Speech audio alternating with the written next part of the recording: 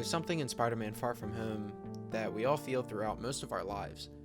We all feel the same heavy burdens that are thrusted upon us whether we want it or not. And it's not something we can control or have any say over.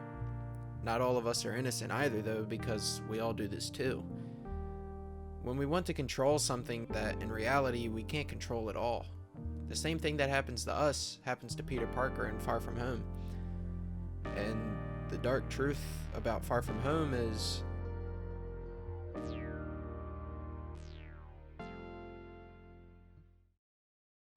I have a plan. I'm really strong and I'm sticky! It's a little tight around the old web shooter. we're all expected to do things, see things, say things, and even sometimes become things. We felt the feeling of expectations, and it's nothing new to us.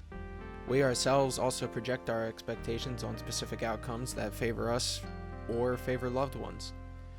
We've just become so used to people's expectations that we don't think about it too often. It's not to say that expectations are a bad thing. They become a bad thing, however, when we want something to occur without good reason. I think Nick Fury just hijacked our summer vacation. Came for science, we're leaving because of witches.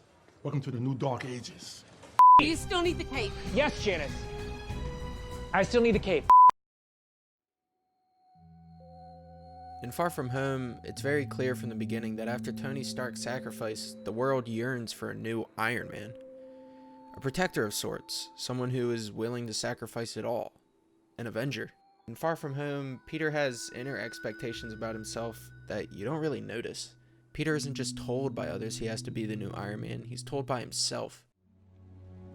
But you've got to decide whether you're going to step up or not. Stark chose you. He made you an Avenger. I need that.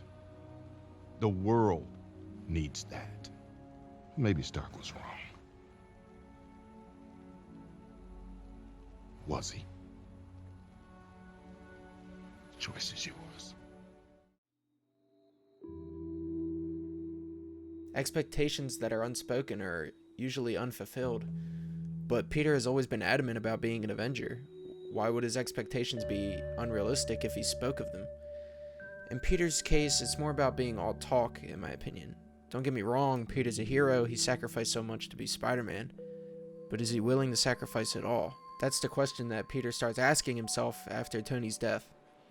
Peter gets a taste of being an Avenger when he goes to Titan and battles Thanos, but he loses. So when he's brought back in Endgame, he gets a second chance, but he can't save the one person who saved him. We won, Mr. Stark. We won, Mr. Stark. We won. You did it, sir. You did it. I'm sorry, Tony.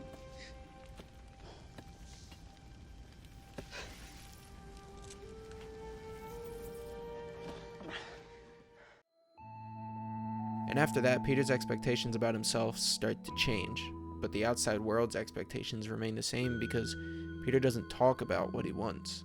When he does, it's to Mysterio, the person that Peter sees as the next Iron Man.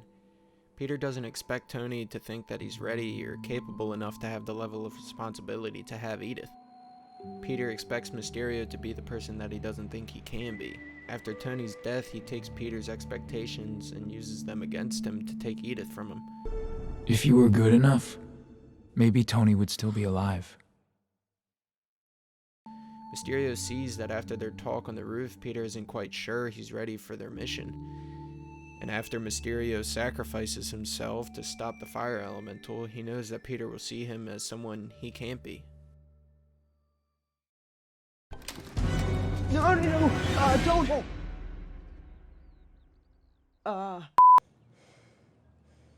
Hey!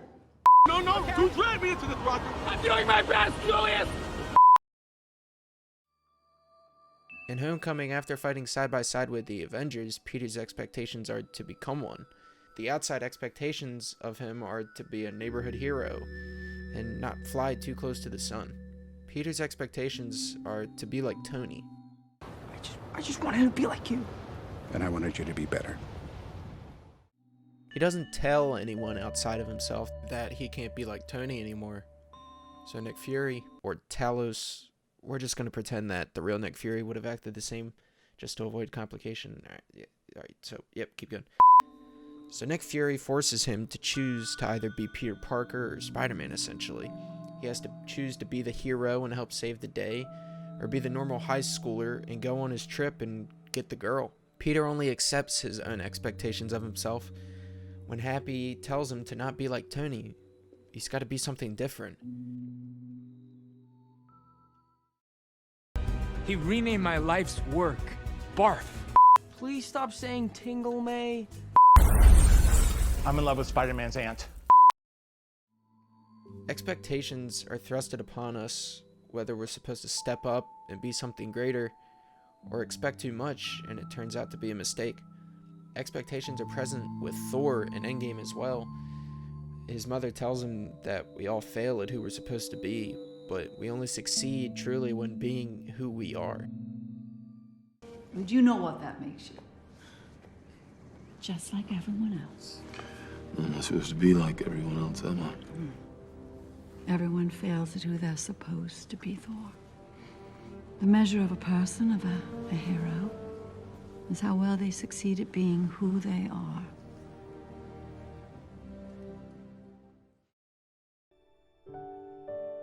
And this isn't a Endgame essay about Thor, but it's good to note. And whether we're supposed to be the God of Thunder or the next Iron Man, expectations are dangerous, but they also do something extremely important. They help us realize who we are. They can lead us into something we're not meant to be or show us what failures we all are.